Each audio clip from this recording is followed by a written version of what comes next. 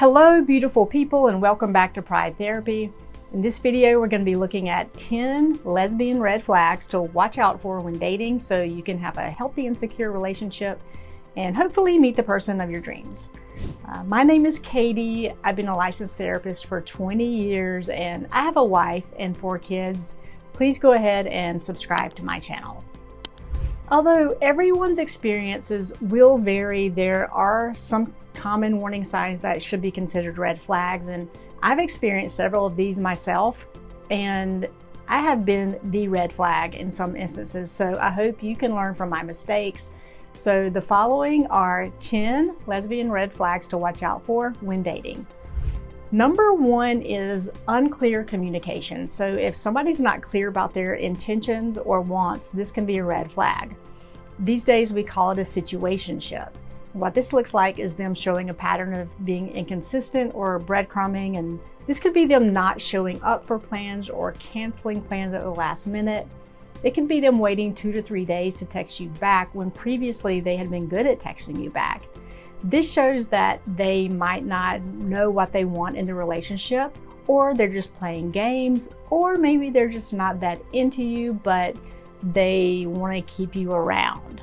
If you find yourself in a situationship like this, it's best to have an honest and open conversation before moving forward, or just go ahead and move on. Don't take anything personally when dating. I know that's easier said than done, but it's not about you. Number 2 is that they're not really single. Now, let me explain. Some lesbians start dating again before things are completely over with their current partner. I know it sounds crazy, but it's very true. Sometimes women will get on dating apps just as revenge against their current partner if they got into a fight.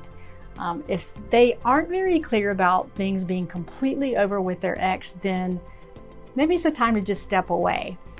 This did happen once when I was dating. I met this woman on a dating app and I thought we'd be a good fit, so we met up once, and then after that we were texting back and forth to keep in touch, and then I got weird text messages from this other stranger that I didn't know, who happened to be her current partner, saying that they actually weren't broken up, and she was wondering who I was.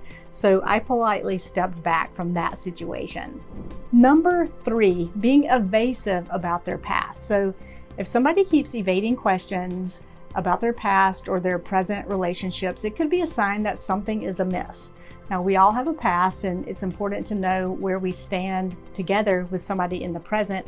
And this could look like them saying something like, oh, let's not talk about that, when you ask them if they still keep in touch with their ex, or if you ask them how long ago they broke up with their ex. Number 4, not respecting boundaries. So boundaries are very important. Boundaries are beautiful. And if someone does not respect your boundaries or insist on pushing them, it could be a sign that they're not interested in developing a healthy relationship. And let me give you some examples. Let's say you don't like driving at night for whatever reason, and you've made that clear, but the other person keeps pressuring you to leave your house to meet them somewhere at night or drive to their house. Now that is them not respecting your boundary. Or maybe you've told them that you're sober and they keep offering you a drink. So that is a sign of not respecting boundaries.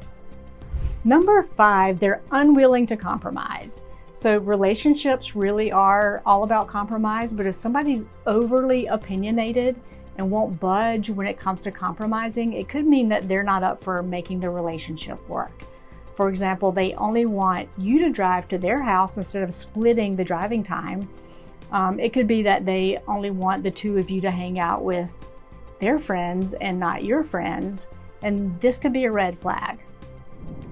Number 6, critical or unsupported.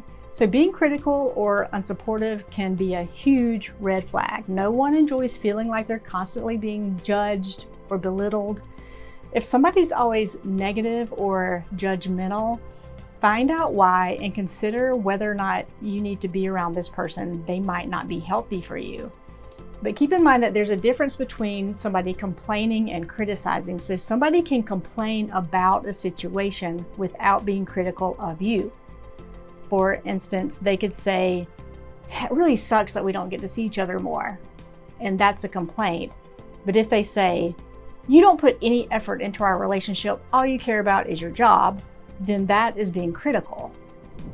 Number 7, unhealthy jealousy. So jealousy can be an issue in any relationship, but if someone is overly jealous, possessive, or suspicious, this could lead to a serious trust issue. So it's important to talk about how you both feel and ensure that you have a conversation about healthy boundaries related to trust and communication. So if you're being accused of cheating, but you're legitimately not cheating, then that's a big red flag. It could be the predictor of someone who's going to be controlling. Number 8 is expecting too much too soon. So moving too fast can sometimes mean missing out on important signs and signals or making decisions too quickly. So someone who expects too much from you too soon may not understand the importance of taking time and savoring the moment together. And if they give you an ultimatum too early in the relationship, that's a big red flag. I used to have a really hard time moving too quickly in relationships until I realized it was my own insecurities making me want to rush into commitment so I could feel more secure. And I've had queer clients say that they felt pressured into marrying when their partner gave them an ultimatum within like 6 months of dating, and now those relationships really are not doing well. Number 9, highly controlling. If someone is overly controlling or manipulative, it could be a sign of a bigger problem. And this issue will only get worse. If they're not respecting your autonomy or freedom of choice, this could lead to a serious issue in the future. In healthy relationships, each person needs to have time away with their own friends and exploring their own hobbies. Number 10, excessive drinking or drug use. So heavy drinking or heavy drug use can lead to destructive behavior or put both of you at risk. So there could be drinking and driving, sneaky behavior, lying, unnecessary fighting that they don't even remember because they were too drunk or high. If you find yourself making excuses for their excessive alcohol or drug use, you could be on your way to a good old-fashioned codependent relationship. Now, if this is something they are doing while you're just starting to date, then don't expect them to change for you. I once had a second date with a woman who I took to a Super Bowl party, and then by halftime, she was drunk and passed out on my friend's couch, and I had to figure out how to get her back home to her house. The next day, she apologized and she was really embarrassed, and she was saying that she was just nervous about our second date, and so she took a benzo. And then she drank a lot of alcohol. And we know that benzos and alcohol do not mix, so there you go. And I decided to politely step away from that situation. So there you go, 10 red flags to watch out for. While you're dating, the best thing you can do for yourself is to have standards. Know what you're looking for and don't settle for less than what you deserve. Now, I hope this has been helpful. Please subscribe to my channel and let me know if there's any other red flags you would like to add, and I'll see you next time.